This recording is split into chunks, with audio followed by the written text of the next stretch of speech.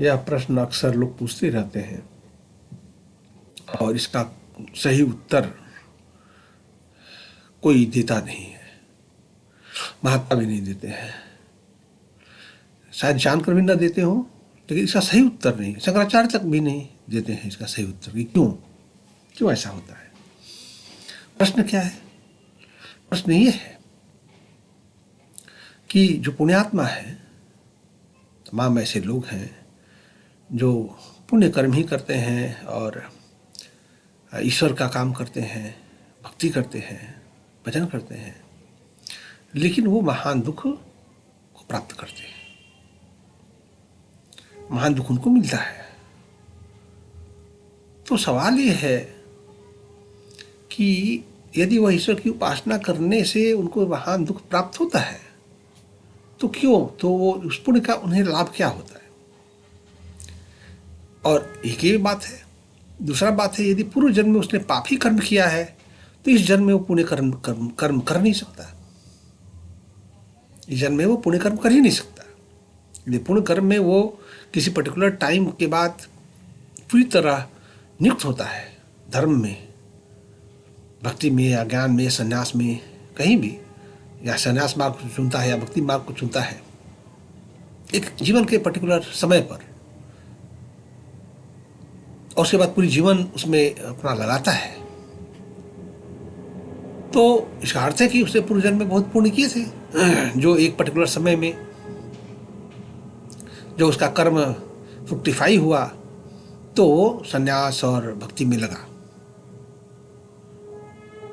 तो भक्ति और संन्यास जो ईश्वर की उपासना है, वह तो ईश्वर की उपासना जो संपूर्ण शक्तिशाली है, संपूर्ण जगत का पालक है, महा है संपूर्ण, तो उसकी उपासना जो कर रहा है उसको कष्ट तो नहीं होना चाहिए।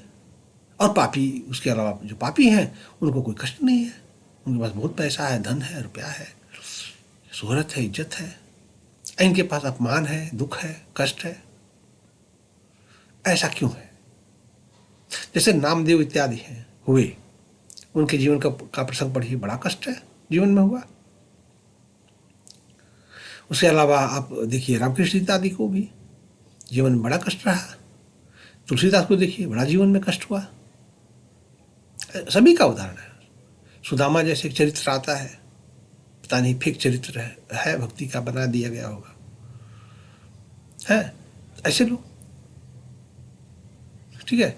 जितने महात्मा हैं वो भीख ही मांगते हैं, चाहे वो दान मांगते हो, दान भी तो भीख ही है, भीख ही तो मांगते हो, दान मांगते हो। तो तुम्हें ईश्वर क्यों नहीं देता? तुम दान की याचना क्यों करते हो? तुम दान की याचना करते हो तो इसका अर्थ है ईश्वर तुम्हें नहीं दे रहा है। ईश्वर तुम्हारी उपासना से तुम्हारी उपासना नहीं है, तुमको ईश्वर नहीं मिल रहा है, जो तुम उपासना करो वो फेक है तुम्हारा। यदि मान लो तुलसीदास को ईश्वर से कुछ नहीं मिला, जबकि वो मांगते, याचक के रूप में मांगते रहे, लेकिन ईश्वर ने उन्हें नहीं दिया तो उनकी उपासना फेक थी, वो कोई ईश्वर नहीं था, वो ईश्वर की उपासना ही नहीं थी। और ऐसे ही सभी महात्माओं के बारे में कहा जा सकता है कि वो रॉन्ग डायरेक्शन में जा रहे हैं, वो गलत दिशा में जा रहे हैं। वो ईश्वर, जैसे शंकराचार्य था, सभी ये ब्रह्मवादी नहीं हुए। यदि तुमने ईश्वर को जान लिया, ईश्वर का साक्षात्कार तुमको हो गया, तो तुमको किसी चीज की कमी हो सकती है? किसी की कमी नहीं हो सकती तुमको भीख तो नहीं मांगना पड़ेगा। यदि तुम भीख मांगते हो तो इसका अर्थ है कि तुमको ईश्वर की प्राप्ति नहीं है। तो इसका तो दोनों चीजें हैं। तो या तो ईश्वर एक अलग चीज है और ये ज्ञान और भक्ति से जो प्राप्त होने वाली चीज है, जैसे भक्ति परम प्रेम रूपा है, तो परम प्रेम प्राप्त करना अपने आप में पूर्ण फल है। लेकिन परम प्रेम जो है, क्या वही ईश्वर है? तो परम प्रेम क्या वही ईश्वर है? और क्या उसको प्राप्त लेने के बाद जो है उसके सारे कष्ट खत्म हो जाते हैं? तुलसीदास के तो नहीं हुए, जाने दो तमाम भक्त उनके तो नहीं हुए। भीख तो तभी मांग रहे हैं वो। अलग बात है कि वो समाज में प्रचलित हो गए, बड़े भक्त हैं, चलो लोग पैसे देने लगते हैं, दान हो जाता है। इससे ये तो सिद्ध नहीं होता कि ईश्वर उन्हें दे रहा है। ईश्वर तो तब दे रहा है कि जब तुम एकांत में साधना करते हो, बैठ करके उपासना करते हो, ईश्वर की भक्ति करते हो और तुम्हारे पास किसी चीज़ की कमी न हो, तुम्हें अपमान का सामना न करना पड़े। यदि तुम कर्म करते हो तो कर्म से तो धन मिलेगा ही, कर्म करो तो धन मिलेगा। तो यहाँ जो भगवद गीता में अर्जुन को कृष्ण ने कहा कि कर्म किए बिना जो है संन्यास भी ठीक नहीं होता, और कर्म नहीं करने से तुम्हारा देह है यात्रा भी नहीं चलेगी, तो कर्म करना संन्यास से ज़्यादा बेहतर है, क्योंकि उससे तुम्हारी देह यात्रा तो चलेगी, और संन्यास कर लोगे तो भीख मांगना पड़ेगा, क्योंकि कर्म है नहीं, क्योंकि पैसा तो कर्म से आता है। भाई कुछ रोजगार करोगे, धंधा करोगे, नौकरी करोगे, कुछ करोगे तभी तो धन आएगा। जैसे कथावाचक है, कर्म करते हैं, क्या है, कथा कर्म है एक, है ये 24 घंटा सुबह निकलते हैं शाम तक यही करते हैं। उनका अपना वेश्याओं की तरह जो है उनका अपना लगता है साप्ताहिक, 10 लाख लूँगा, 5 लाख लूँगा, 20 लाख लूँगा, 10 लाख जो भी है, लोगों का एंटरटेनमेंट करते हैं गपोड़ सब की कथाओं से। उनके भीतर खुद अध्यात्म कोई नहीं है, कोई तप नहीं है, कोई ज्ञान नहीं है, लेकिन वही कथाओं से का जो रिपीटेशन है करते रहते हैं। उसी से लोगों का मनोरंजन कुछ होता है। जो लोग दुखी हैं चलो थोड़ा सुन ले भाई, उसके बदले में कुछ पैसे दे देते हैं उनको। तो क्या हुआ, तुम वेश्या हुए, तुम क्या हुए, तुम वेश्या हुए ना। वेश्या भी तो यही करती है कि चलो हमारे साथ सेक्स कर लो, पैसे दे देना मुझे। वो तो सेवा कर रही है, तुम भी वही कर रहे हो, एंटरटेनमेंट की सेवा तुम कर रहे हो। लोगों की नीड है, बहुत लोगों की नीड है, तो नीड को फुलफिल कर रहे हो, तुम धंधा बना लिया उसको। सेवा कर्म वो एक सेवा है, कथा के द्वारा तुम बिजनेस करते हो, तो वो करोगे तो पैसा आएगा ही, वो करोगे तो पैसा आएगा ही। जैसे ब्राह्मण को बहुत सारी चीजें वर्जित है शास्त्रों में, रोजगार वर्जित है। शायद यह बात जो महात्माओं ने या ऋषियों ने की होगी, या मनु ने की ऋषियों के कहने पर, तो शायद इसलिए कहा उन्होंने कि आत्मज्ञान के लिए या ब्राह्मणत्व के लिए, ब्रह्म की प्रतिष्ठा होने के लिए उसके भीतर आवश्यक है कि वह जो है रोजगार न करे। रोजगार करेगा तो पाप होगा ना, रोजगार में कुछ पाप तो होगा ही, क्योंकि रोजगार करोगे तो पैसे चाहिए तो कुछ न कुछ पाप तो करोगे। क्या करोगे, कुछ न कुछ पाप करोगे, तो उससे सिद्धि तो होगी नहीं। इसलिए ब्राह्मण को भिक्षाटन या जो अपने आप ही मिल जाए दान, उसे प्राश्चित रहना उसको।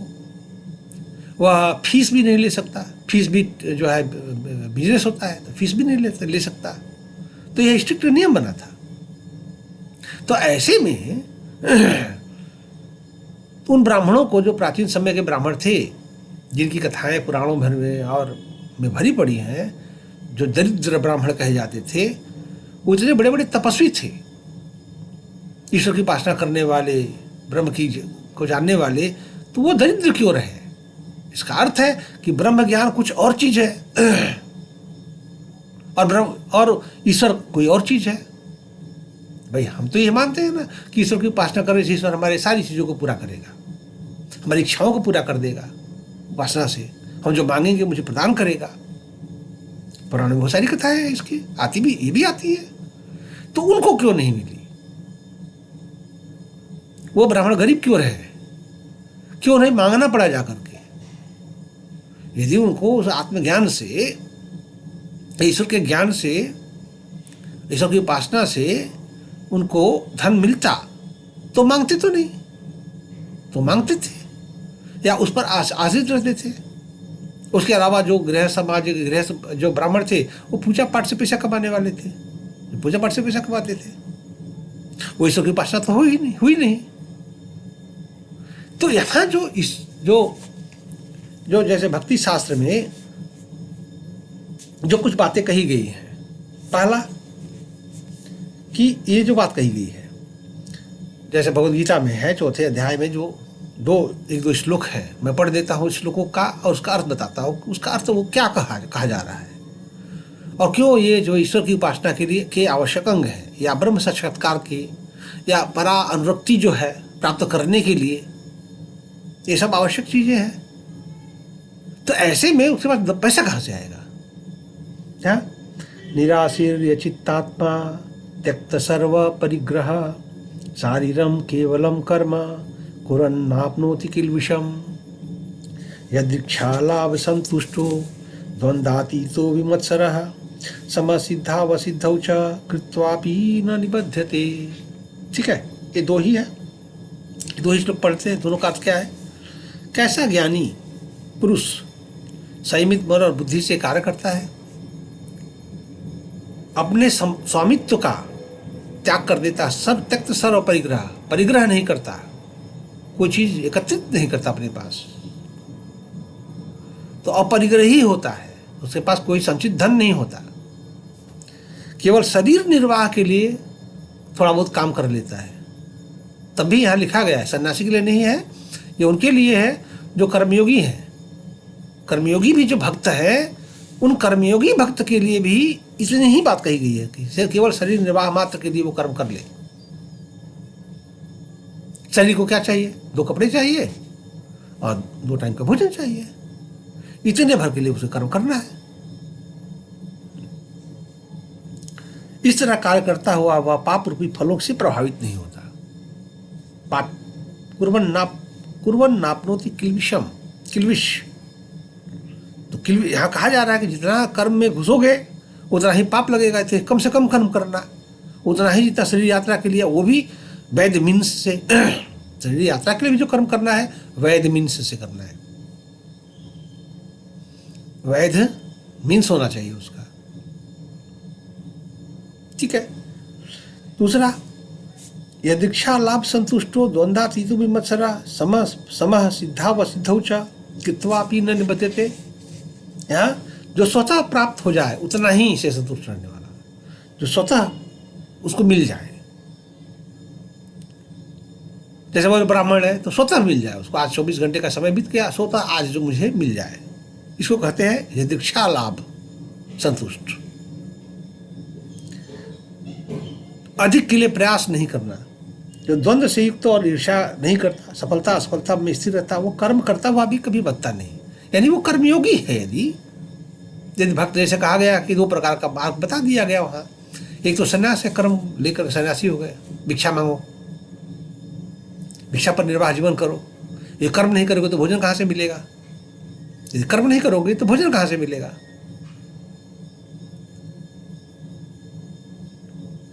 दूसरा, फिर तुम कर्म नहीं करोगे, भोजन नहीं मिलेगा, फिर तुम इतना बड़ा बड़ा आश्रम कैसे बनाओगे, बड़े बड़े मंदिर बनाओगे कैसे? ये तो कर्म से बनेगा, या गलत मीन्स से तो बनाओगे इसको, दान वगैरह के लिए लोगों को ऐसे चीटिंग करोगे, कोई राजनीतिक उद्योग करोगे, तो तुम साम्राज्य बना रहे हो। सन्यासी तो ये नहीं बनाता, तो सन्यास मार्ग के लिए है नहीं, ये सन्यास मार्ग के लिए है भी नहीं। ठीक है, तो चलो सन्यास मार्ग में भी सन्यास के बाद तुम्हें ऐसा लगता है, लगा कि चलो वैदिक धर्म की स्थापना कर, जैसे आदि शंकराचार्य ने कर दिया। उन्होंने कोई संप्रदाय नहीं बनाया, उन्होंने 4 आश्रम सिर्फ बना दिए, इसलिए कि चलो वैदिक धर्म के लिए ये 4 आश्रम चलते रहेंगे। उन्होंने नहीं कहा कि 4 आश्रमों की श्रृंखला बनेगी आगे, बस वो 4 बना दिए थे, जहाँ से वो 4 अनुयायियों में वैदिक संस्कृति और धर्म जो है कि को देखा जाएगा वहाँ से आगे। ठीक है, चलो वो तो सन्यासी थे, तो उन्होंने कर दिया। लेकिन अभी जो है, अभी तो लोग बड़े बड़े 5 स्टार जो है आश्रम बना रहे हैं, भोग की सामग्री जहाँ सारी है। ठीक है, फिर आश्रमों में उद्योग भी है, फिर वो लोग भी दावा करते हैं कि उनको अध्यात्म का ज्ञान है या उनको ईश्वर का कोई ज्ञान है, दावा तो करते हैं, लेकिन उनका दावा सब खोखला है, उन्हें किसी के पास नहीं है। कोई जो है भक्ति में परानुक्ति का हो गया था हमको, वो भी नहीं है। तुम एक जो है भाषण से पैसे कमाने वाले हो गए हो, भाषण से तुम पैसे कमा रहे हो, बस यही तुम्हारा एक धंधा है, तुम्हारा ज्ञान नहीं है, कोई अनुभूति भी नहीं है तुम्हारे पास। ठीक है, तो यहाँ तो ये कहा दिया गया, तो यहाँ 2 तरह का मार्ग ही बना दिया गया है, एक तो कर्मयोग और दूसरा ज्ञान योग। तो ज्ञान योग वाले तो सन्यासी हो गए, कर्म संन्यास ले लिए वो। दूसरे के लिए भगवान ने का उपदेश है कि कर्मयोगी जो है वैदिक विधि से, शास्त्रविद ढंग से कर्म करता हुआ भगवान के नाम कर्म करे, लेकिन कर्म फल में आसक्ति न करे, अपने लिए कर्म न करके सरार्थ कर्म करता हुआ ईश्वर को अर्पण करता चले। उसमें भी प्रपंच नहीं करना, उसमें भी है। हाँ, दो विशेष बात कह दी गई है। यदि दीक्षा लाभ संतुष्ट हो, यदि वो कर्मयोगी भी है तो यह दीक्षा लाभ जो मिल जाए, जितने से उतने से काम चलाना है। शरीर निर्वाह के लिए जितनी जरूरत है उतना ही काम करना है और फिर ईश्वर की भक्ति करनी है। तो यह भी एक तरीके से सन्यासी हो गया। यह भी एक तरीके से क्या हो गया? सन्यासी हो गया। अब आ गया तीसरा कि हम ये सब चीजें नहीं है, हमारे लिए हम एक धर्म प्रचार को, हमारा धर्म प्रचार मेरे लिए एक माध्यम है जो जिसके द्वारा मैं साम्राज्य का निर्माण करूंगा। तो मेरे लिए एक राजनीतिक चीज है, धर्म प्रचार एक मेरे लिए राजनीतिक चीज है। इसके द्वारा मासेस को मैं अपने पक्ष में करूंगा और उनसे पैसे कमाऊंगा। एक दूसरा विधि है, एक पॉलिटिकल डिस्कोर्स है ये। तो उसमें वो जो व्यक्ति है वो एक भाषणबाज है, जैसे एक राजनीतिक नेता होते हैं भाषणबाज, वो धार्मिक भाषणबाज है, करता है, उसके द्वारा जनता को मूर्ख बनाता है।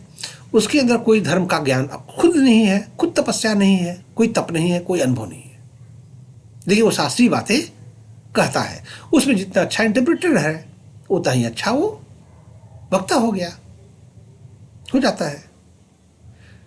ठीक है, तो ये दो तीन बातें हैं। तो ये तीसरा जो है ये इससे दोनों से बाहर है। ये न तो सन्यासी है न तो ये कर्मयोगी है, दोनों ही नहीं है। क्या है? ये दोनों ही नहीं हुए। ये सन्यास वाले हिस्से में भी नहीं आए, कर्मयोगी वाले हिस्से में नहीं आए। अब कर्मयोगी वाले हिस्से में दो तरह के हो गए। एक वो जो कर्मयोगी है, ठीक है, वो कर्मयोगी है और वो सांसारिक है, प्रवृत्ति मार्गी है। लेकिन दूसरे है कर्मयोगी है प्रवृत्ति मार्गी नहीं है। लेकिन ऐसा कोई कर्मयोग नहीं बताया गया भगवद गीता में। भगवद गीता में जो कर्मयोग है वो प्रवृत्ति मार्गियों के लिए ही है, और उन प्रवृत्ति मार्गियों के लिए नहीं कहा गया कि तुम्हारे कर्मयोग से तुमको साम्राज्य बनाना है। यदि तुमको कर्मयोग पर चलना है, यदि उस कर्मयोग पर तुमको चलना है तो वो उसके लिए कंडीशंस हैं। पहला, अनासक्ति योग कर्म करना है। दूसरा, यदि दीक्षा लाभ संतुष्ट हो। तीसरा, जितना शरीर निर्वाह के लिए जरूरी है। जैसे मनुस्मृति में जो ब्राह्मणों के लिए, जो गृहस्थ ब्राह्मण है, उनके लिए क्या कहा गया है? अपरिग्रही, जैसे अपरिग्रह की बात यहाँ कही गई भगवद गीता में, कहा गया ना, निराशीर्य चित्तात्मा त्यक्त सर्व परिग्रह शारीरम केवलम कर्म कुर्वन्नाप्नोति किलुषम। तो यहाँ त्यक्त सर्व परिग्रह, तो वहाँ मनुस्मृति में ब्राह्मण गृहस्थ के लिए ये कहा गया कि परिग्रही हो, अपरिग्रही उसे होना चाहिए, लेकिन परिग्रह हो चूंकि फैमिली है, उसकी परिवार है, तो 1 महीने के लिए अधिक से अधिक वो परिग्रह कर ले, संग्रह। इसे अदा का संग्रह लालच न करे कि 20 साल के लिए मैं संग्रह करूंगा। ठीक है, तो यहाँ तो परिग्रह ऐसा है कि भाई हमारे पास कितने $1 मिलियन हो जाए, बाबाओं के परिग्रह। बाबाओं के पास अपरिग्रह तो है नहीं किसी के पास, सब परिग्रही हैं। सबके अकाउंट देख लीजिए आप किसी बाबा का, उनके अकाउंट में पैसे भरे पड़े हैं। और अपने नहीं करेगा तो अपने एक ट्रस्ट बना रखा है कि मैं अपने नहीं लेता, ट्रस्ट मेरा है, वहाँ से मैं ले लेता हूँ सैलरी, और जो भी मेरे खर्चे हैं वहाँ से चल जाते हैं। तो ट्रस्ट से अपने पैसे, उनके खर्चे चलते रहते हैं। अपना हाई लाइफ है ट्रस्ट से। ट्रस्ट एक बहाना है। क्या है? ट्रस्ट बहाना है। मैं नहीं ले रहा, ट्रस्ट में जा रहा है। ये मेरा काम थोड़े है, ये मैं थोड़ी ले रहा हूँ, ये तो मेरा बिजनेस में जा रहा है। ट्रस्ट क्या है? बिजनेस है मेरा, तो बिजनेस में जा रहा है वो। बात वही है, तुम ले रहे हो, तुम्हारा बिजनेस फल फूल रहा है, बात वही है। तो यहाँ एकदम स्पष्ट बात है कि धर्म जीरो है। क्या है? धर्म जीरो है, क्योंकि ये कोई भी बात शास्त्रीय विधि से प्रमाणित नहीं होती।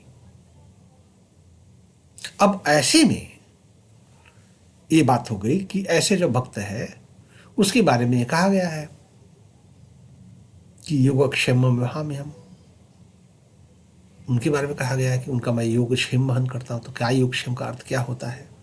पहले तो ये है जो प्राप्त नहीं है उसे प्राप्त कराना, जो नहीं है उसे बचाना। तो प्राप्त नहीं है का प्राप्त कराने का सवाल है। तो जो ईश्वरार्थ कर्म कर रहा है, ईश्वर के लिए कर्म कर रहा है, उसको प्राप्त करना शेषी क्या है? आप ये मुझे बताइए, क्या उसे कुछ प्राप्त करना रहता है? जो परानुरक्ति की तरफ जा रहा है, जिसका उद्देश्य है परानुरक्ति की प्राप्ति करना, ईश्वर की का डिवोशन की प्राप्ति करना जिसका उद्देश्य है, तो उसे और क्या प्राप्त करना रहता है? उसे तो कम से कम चीज़ें चाहिए जिसे अधिक से अधिक समय वो ईश्वर को दे सके। तो वो अप्राप्त करने की बात होती ही नहीं है उसमें, ठीक है।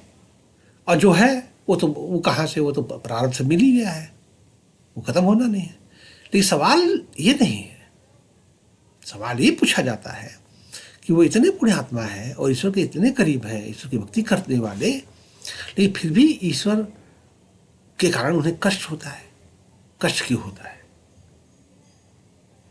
कष्ट उन्हें क्यों रहता है? पुण्य है, यदि ईश्वर है तो ईश्वर तो उन्हें कष्टों से, अच्छा यदि पुण्य है तो पुण्य तो सुख का कारक है, पुण्य तो सुख का कारक है, सुख उससे होता है, पुण्य से होता है। तो यदि पुण्य है तो सुख होना चाहिए। तो किस प्रकार का सुख? सवाल यह है कि कौन सा सुख, भौतिक या आत्मिक सुख? तो यहाँ जो है, जो चीज़ों को त्याग करके जो बाहर की चीज़ें, जो भौतिक जो थोड़ा दुख उनको होते हैं, उसका त्याग करके वो आत्मिक सुख की तरफ बढ़ते हैं। क्योंकि चलो ये थोड़ा वो तो चल सकता है, लेकिन आत्मिक सुख मेरा नष्ट नहीं होना चाहिए, क्योंकि वो आनंद है। तो उस आनंद के लिए वो सब हेय है उनके लिए, तो इसलिए वो कष्ट सह लेते हैं। चलो हम उतना मेहनत नहीं, चीज़ों को नहीं करेंगे भाई, क्योंकि कर्म तो करना पड़ेगा। यदि धन चाहिए, थोड़ा अच्छे से जीवन जीना हो, मान लो कि एक भक्त है, एक ज्ञान मार्गी है, ईश्वर की तरफ चल रहा है, ईश्वर का चिंतन में है, चीज़ों को कर रहा है, तो उसको थोड़ी चीज़ों की ज़रूरत होती है, जो ठीक से रह ले, ठीक से खा पी ले, जगह कहीं उसका निवास स्थान हो, ये सब चीज़ें उसकी ज़रूरत है। यदि उसको दे देता है तो ठीक है, क्योंकि उसे उतने से ही काम है। लेकिन यदि वो धन की याचना करता है, तब क्या होता है? जैसे अगस्त ऋषि का मैंने एक बार और जिक्र किया था, वो एक्चुअली वीडियो कई ऐसे जिसको उस पर मैंने बात की थी, लेकिन वो वीडियो डिलीट हो गए। तो जैसे अगस्त ऋषि का उदाहरण लो, महाभारत में है। तो अगस्त ऋषि की शादी जो है लोपामुद्रा से हुई। वो रानी, वो राजा की लड़की थी लोपामुद्रा। तो राजमहल छोड़ करके अगस्त ऋषि के कहने से, क्योंकि अगस्त ऋषि ने उसका हाथ मांग लिया था, तो ऋषि को कोई जगत कल्याण के लिए ही, क्योंकि ऋषि में तो कोई वासना होती नहीं है, लेकिन ऋषि मांगने आ गए तो कन्यादान लोग कर देते थे। तो राजा ने कन्यादान कर दिया। तो लोपामुद्रा को लेकर आश्रम आए और आश्रम में रहने लगे। तो समय आया तो उनको जब लगा कि चलो हम जिसके लिए ले आए हैं तो एक पुत्र उत्पत्ति करते हैं। तो जब रजस्वला हुई लोपामुद्रा, तो उन्होंने कहा, जब इन्होंने कहा कि ठीक है चलो आज जो है हम संभोग करेंगे, तो उन्होंने कहा कि नहीं, मैं ऐसे संभोग तो करूँगी नहीं, मुझे तो धन की ज़रूरत है। मैं तो रानी की, राजा की लड़की हूँ, मैं अच्छे बिस्तर पर मैंने जीवन जिया है, अच्छा खाना पीना किया है मैंने, अच्छा लाइफ मेरी रही है, तो आप मुझे अच्छा पहले वातावरण दीजिए संभोग के लिए, बढ़िया बिस्तर वगैरह अच्छा व्यवस्था करिए मेरे लिए। तो मैं ये कहाँ से करूँगा, मैं तो जंगल में रहता हूँ, तपस्वी हूँ, अगस्त ऋषि ने कहा। तो ये आपके लिए क्या संभव है? आप भगवान की उपासना करते हैं, भगवान के लिए जब तब करते हैं, तो भगवान से मांगिए। तो उन्होंने कहा कि नहीं, मैं ये छोटी चीज़ों के लिए भगवान से क्यों मांगूं, ये तो मेरा तप खराब हो जाएगा, तप नष्ट हो जाएगा। तो कहते मैं राजाओं से जाकर मांगता हूँ। गृहस्थ ब्राह्मण है, गृहस्थ है, कर्म नहीं है, धन कहाँ से आएगा? भगवान नहीं देगा धन, उनको पता था। कि ब्रह्म ज्ञान है, ये तो ब्रह्म विद्या है, हम ब्रह्म ज्ञान की तरफ जा रहे हैं, भगवान को जानने का प्रयास कर रहे हैं, उनके लिए तप कर रहे हैं, तो उसमें उसमें धन का कहाँ से मामला है? धन का मामला ही नहीं है, वहाँ धन का मामला ही नहीं है। तो वो राजाओं से मांगते हैं, तो किसी राजा के पास धन नहीं है, वो सब अपना बही खाता खोल कर, महाभारत में वर्णन है, बही खाता खोल कर दिखा देते हैं, देखिए हमारे पास कुछ भी नहीं है, हम आपको क्या दे सकते हैं। लेकिन वो कहते हैं कि इलवल एक नाम का दैत्य है और राक्षस है, असुर, उसके पास बहुत धन है, चलिए उससे मांगते हैं। तो उनके उनके बारे में सबको पता था कि वह इलवल जो है बहुत था, और वह जो है वो अपना ब्राह्मणों को भोज पर बुलाता था, मांस भोज पर, और अपने भाई को, वातापी को काट देता था बकरा बना करके, और उसी का पकाता था, उनको खिलाता था, और तब बोलता था कि बाहर निकलो जी, भाई मेरे बाहर निकलो, तो पीठ फाका निकल आता था। तो इसे ब्राह्मणों की हत्या होती थी। तो उन्होंने कहा कि दोनों काम हो जाएंगे, पैसे भी मिल जाएंगे और मारा जाएगा तो सब हो जाएगा। तो आते हैं, वही होता है, तिलवल मारा जाता है, वशिष्ठ ऋषि जो है उसके भाई को मार डालते हैं, तब वातापी को। तो अब वहाँ क्या होता है, वहाँ ये लोग क्या करते हैं कि उसके धन को का अपहरण करते हैं, अपहरण करके भाग लेते हैं, लूटते हैं उसको और लूट करके ले आते हैं। तो इसका अर्थ क्या होता है? इसका अर्थ यही होता है कि ब्रह्म विद्या कोई और चीज है, उसका ईश्वर धन से तो का संबंध नहीं है। यदि वो ब्रह्म विद्या प्राप्त कर रहा है तो उसको धन की प्राप्ति अपने आप होनी चाहिए, लेकिन उसे नहीं हो रही है, उसे मांगना पड़ रहा है,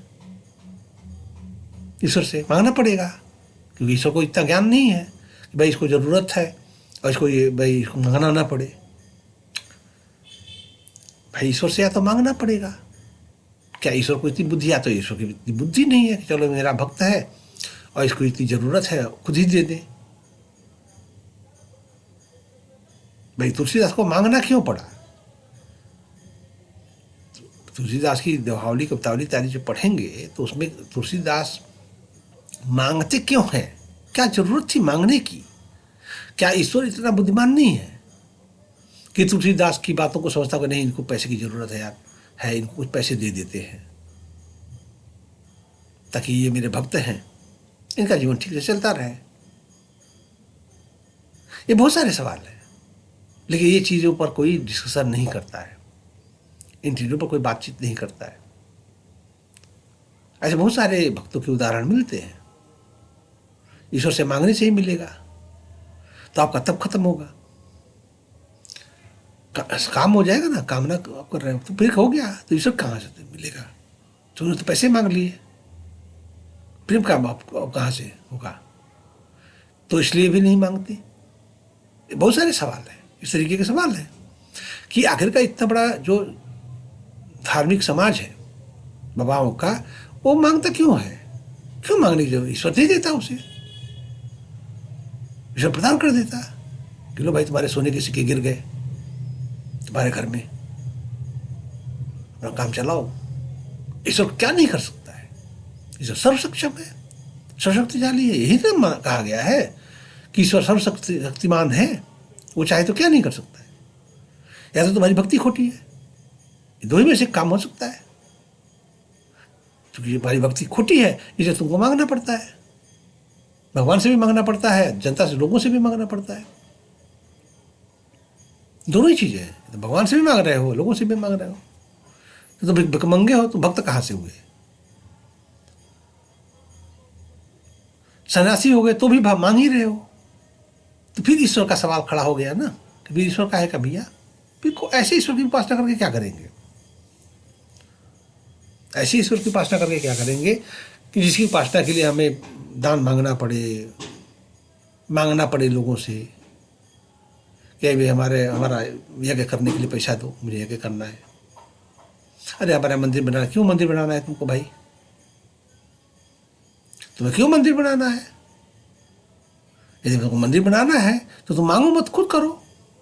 देखो ईश्वर से मांगो कि भैया आपका हे भगवान आपका मंदिर बनाना चाहते हैं और आप मुझे पैसे दीजिए, सोने के कोई सोना मुझे आंखों से दिखा दीजिए, मैं खोद लूँ जहाँ सोना है, पैसे आ जाएंगे।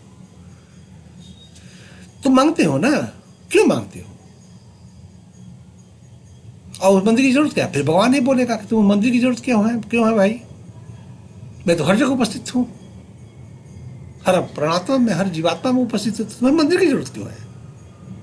तुम्हें मंदिर की जरूरत धंधे के लिए है, इसका अर्थ है भगवान भी तुमसे बुद्धिमान है फिर। तो ये जो सवाल है कि कि जो पुण्यात्मा लोग हैं कि वो दुखी रहते हैं, पापात्मा क्यों सुखी रहता है? पापात्मा पाप करता है, कर्म करता है, लूटता है, पीड़ित करता है लोगों, धन से उसके पास धन है, पावर है, उसके पास सब कुछ है, भोग विलास है, रुपये पैसे हैं, उसी से उसको काम है, उसको किसी आत्मा से काम है नहीं, उसको ईश्वर से भी काम नहीं है। और कई बार तो वो पापात्मा पूरी जिंदगी उसका कुछ नहीं होता, पूरी जिंदगी मौज से गुजरती है, पाप करने के बाद भी उसको कोई कष्ट नहीं होता। और जो थोड़ा बहुत जो शारीरिक कष्ट है, रोग व्याधि का, वो किसको नहीं होता है? वो तो बाबाओं को भी होता है। तो तुम में उनमें क्या फर्क है? वो तुमसे ज़्यादा बढ़िया है, चलो पाप ही तो कर रहा है, पाप कर रहा है, भ्रष्टाचार कर रहा है, लूट रहा है, पैसा है। लेकिन तुम तो जो है भगवान के आश्रित होने के बाद भी तुम मांग रहे हो, भगवान से भी मांग रहे हो, जनता से भी मांग रहे हो, तो तुम्हारा भगवान तो फेक ही है ना फिर। तो इसका अर्थ क्या होता है? यहाँ ये जो बात कही गई है, ये किस लिए कही गई है? ये दोनों बातें जो कही गई है कि केवल शरीर के लिए कर्म करना चाहिए, करना है। शरीर का पोषण के लिए जितना, शरीर निर्वाह के लिए जितना जरूरी है, और जो मिल जाए उसी से संतुष्ट रहना।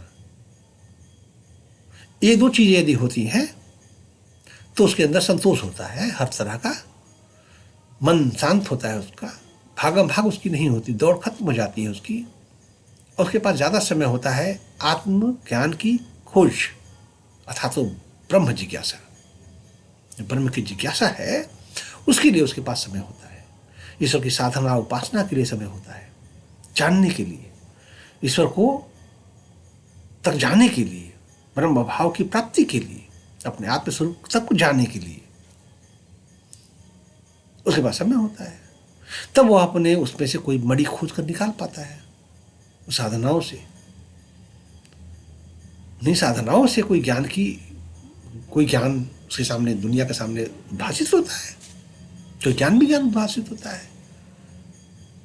वह ईश्वर को प्राप्त करके वह जो सुख प्राप्त करता है तो वो दुनिया को बताता भी है कि हाँ देखो, इससे समस्त दोषों की शांति हो जाती है, इस ईश्वर की प्राप्ति करने के बाद रोग भी मुक्ति हो जाता है, व्यक्ति दीर्घजीवी हो जाता है, व्यक्ति चिरंजीवी हो जाता है, इसको प्राप्त करने के बाद वह दुनिया को बता पाता है। तो उस चीज को प्राप्त करने के लिए तो ये बहुत सारी चीजें, ये चीजें हैं, तो कष्ट तो होना ही है, कष्ट तो होना ही है, कष्ट तो होना ही है। यदि पारिवारिक जीवन है तो कि तुम तो हो, चलो ये दीक्षा लाभ संतुष्ट हो वाले, लेकिन तुम्हारी बीवी तो नहीं है ना, तुम्हारे बच्चे तो नहीं है, उनकी तो एक्सपेक्टेशन है कि भैया हमको अच्छी साड़ी दो, हमको अच्छे साजो श्रृंगार की सामग्री दो, हमारी इच्छाएं पूरी करो, बच्चे होंगे उनकी भी इच्छाएं पूरी करो, तो वो तो करना ही होगा।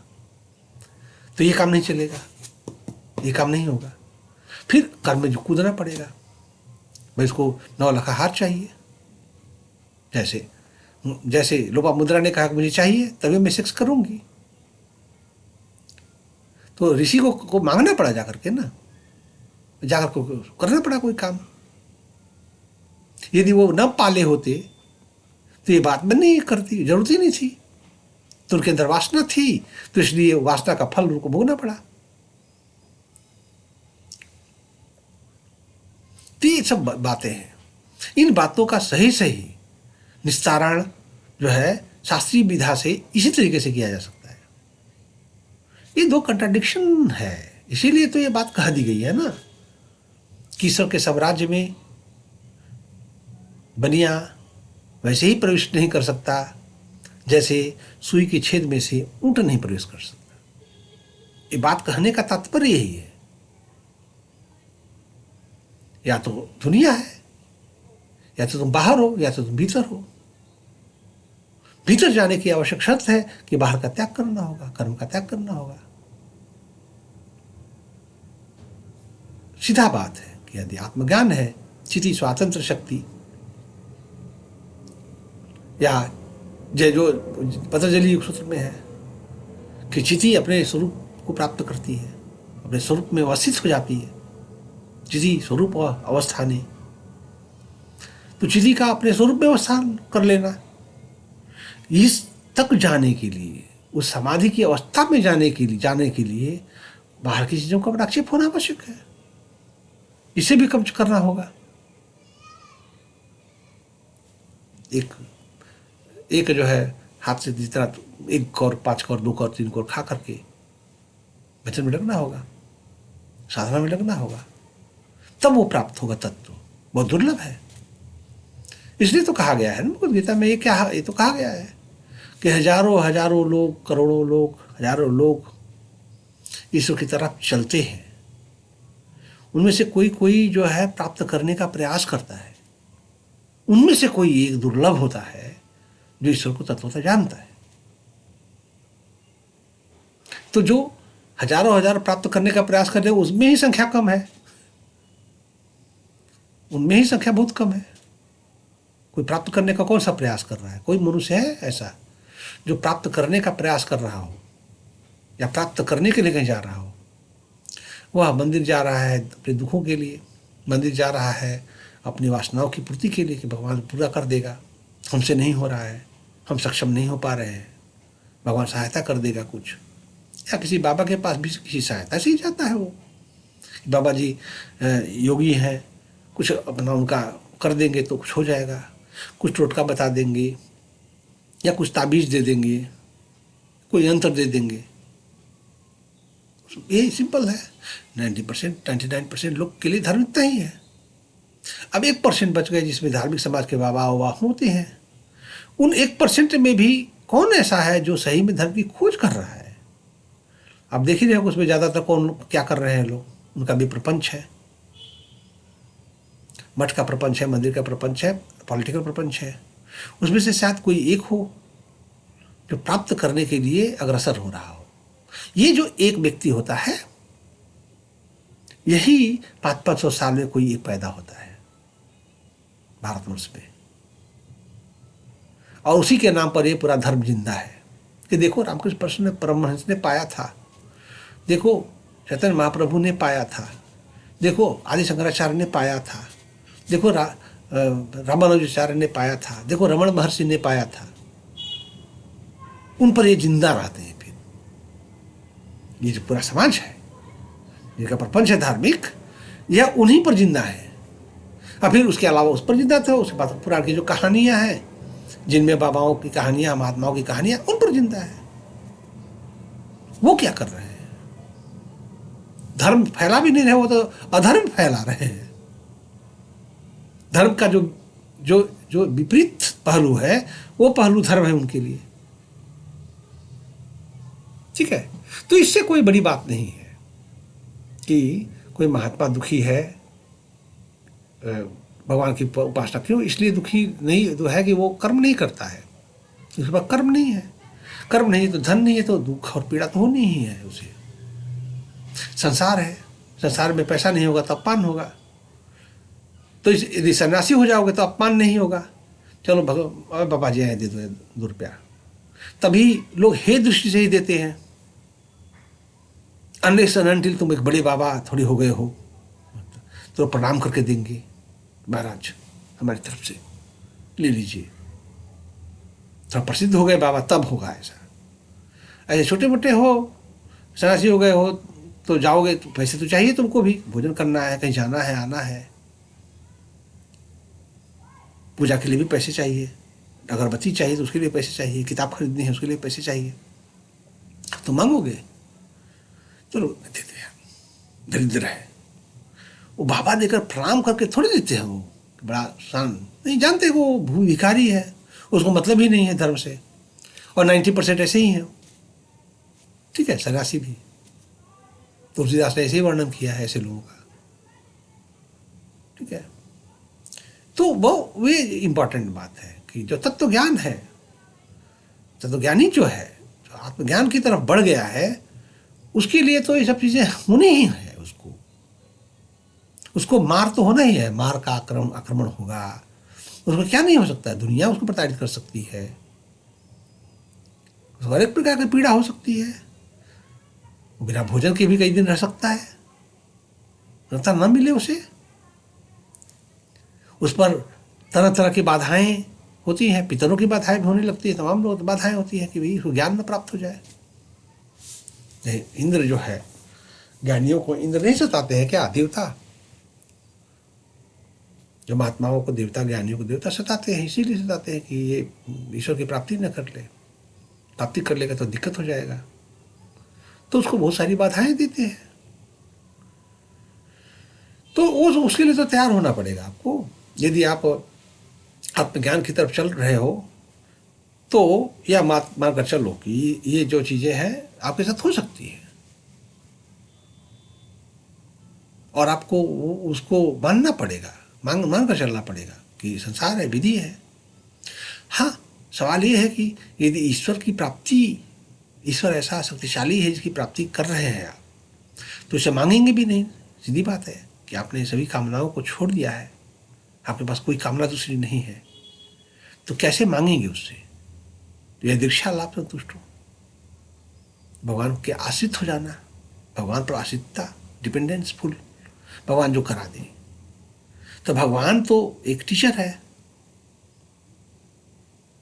ठीक है, तो वो आपको उसी प्रकार से टीच करेगा, कैसे ट्रेंड करना है आपको कि आप ब्रह्मज्ञानी, ब्रह्म ज्ञान को उसको प्राप्त करें। तो बहुत सारे दुख भी दे सकता है, बहुत सारे कष्ट भी दे सकता है आपको, यह बात है। क्योंकि फिर अब मांगोगे तो अब ईश्वर की प्राप्ति हो ही नहीं सकती, कहां से होगी। मांगना तो सवाल ही नहीं कि मांगेगा, मांगता है तो फिर ईश्वर का भक्ति नहीं है वो। तो फिर जो है, अब कर्म नहीं है, बहुत सारी चीजें हैं, तो थोड़ा बहुत कष्ट तो होगा ही। इसलिए उनको, ज्ञानियों को कष्ट रहता है कि ईश्वर की प्राप्ति की तरफ वो अग्रसर है, ईश्वर की प्राप्ति और ज्ञान की तरफ अग्रसर है। जो नहीं है उनको तो उनके अपने पाप कर्मों के का ही फल मिल रहा है, भले ही वो महात्मा हो गए हों, लेकिन उन्होंने पूर्व जन्म में कुछ कर्म किए थे जिसकी वजह से उनको कष्ट हो रहा है।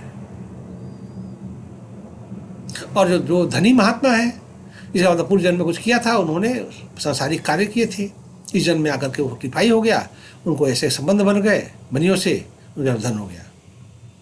तो धन की पूर्व जन्म में उन्होंने कामना की थी कि मैं बाबा तो रहूँगा, लेकिन बाबा रहते हुए मैं ऐसा दरिद्रता में नहीं रहना चाहता, अगले जन्म में मुझे मैं मठाधीश बना देना प्रभु। मठाधीश, अपने मैंने मालिक मठाधीश को देख करके उनके अंदर वासना जमी होगी, कह रहे हमारे गुरुजी तो बड़ा मस्ती से रह रहे हैं, यही ठीक है जिंदगी।